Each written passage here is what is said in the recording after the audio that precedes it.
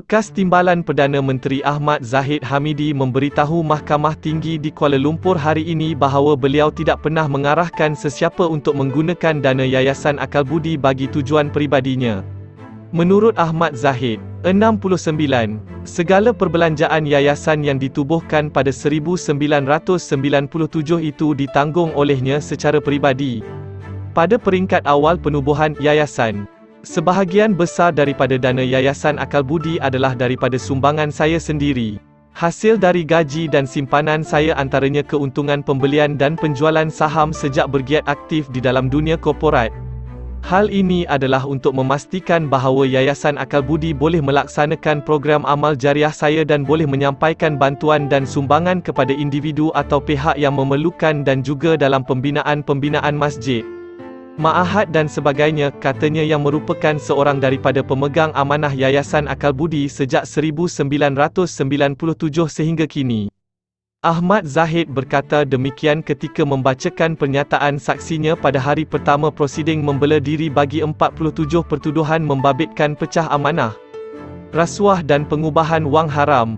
Ahmad Zahid berkata selepas kerja-kerja amal jariah Yayasan Akal Budi semakin diketahui oleh orang luar sejak 2013, yayasan itu mula mendapat sumbangan daripada rakan-rakannya seperti J. Muhammad Hashim Ali, saksi pendakwaan ke-29, Syed Mokhtar Al-Bukhari, Halim Saad dan Ahmad Johan. Bagi tujuan ini, saya menegaskan bahawa Yayasan Akal Budi tidak pernah sama sekali meminta tetapi hanya mempromosikan kepada mana-mana individu mahupun syarikat bahawa mereka boleh menyumbang dana kepada Yayasan Akal Budi. Yayasan Akal Budi tidak pernah sama sekali menyekat dan menghalang mana-mana pihak daripada menyumbang kepada Yayasan Akal Budi, kata Ahmad Zahid ketika pemeriksaan utama oleh peguamnya, Ahmad Zaidi Zainal, amanat ayahanda, ibunda, menceritakan mengenai penubuhan Yayasan Akal Budi. Ahmad Zahid berkata penubuhan yayasan itu adalah daripada cetusan ideanya sendiri ketika berkhidmat dalam dunia korporat dan menjadi pengerusi Bank Simpanan Nasional 1994 hingga 1998 serta ketua pegawai eksekutif di Kretam Holding Berhad 1994 hingga 1998. Tekala Corporation Berhad 1995 hingga 1998, Ramatex Berhad 1995 hingga 1999 dan Seng Hup Berhad 1996 hingga 1998. Saya juga menyatakan bahawa Yayasan Akal Budi ini adalah suatu amanat daripada ayahanda dan ibunda saya yang saya pegang sehingga ke hari ini, katanya. Ahli Parlimen Bagan Datuk itu berkata objektif penubuhan yayasan itu adalah untuk melaksanakan sedekah, wakaf, infak dan aktiviti amal jariah bagi tujuan agama serta kebajikan untuk semua golongan yang memerlukan dan tidak hanya tertumpu kepada penduduk kawasan parlimen itu sahaja. Pada ketika itu, saya memperoleh pendapatan lebih kurang RM120,000 sebulan dan saya hanya menggunakan lebih kurang RM30,000 hingga RM40,000 bagi kegunaan diri dan keluarga saya dan bakinya saya gunakan untuk sedekah, wakaf, infak dan aktiviti amal jariah bagi tujuan-tujuan agama serta kebajikan. Atas dasar untuk melakukan kerja amal jariah dan tujuan-tujuan agama inilah saya telah menubuhkan satu yayasan yang dinamakan sebagai Yayasan Budi pada tahun 1997.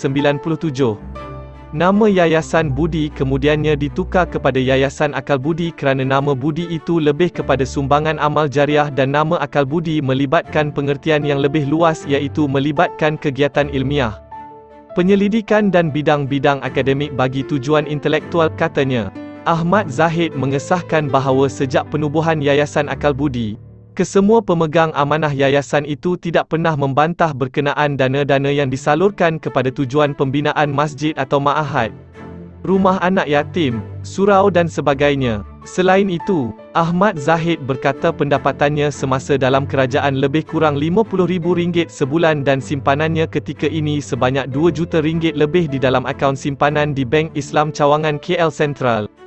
Sebagai ahli politik dan menteri kabinet, saya tidak dibenarkan terlibat dalam dunia korporat perniagaan dan saya tidak terlibat sebagai mana-mana pengarah dalam syarikat korporat semasa memegang jawatan dalam kerajaan tetapi masih boleh memegang saham-saham yang tersenarai atau tidak tersenarai.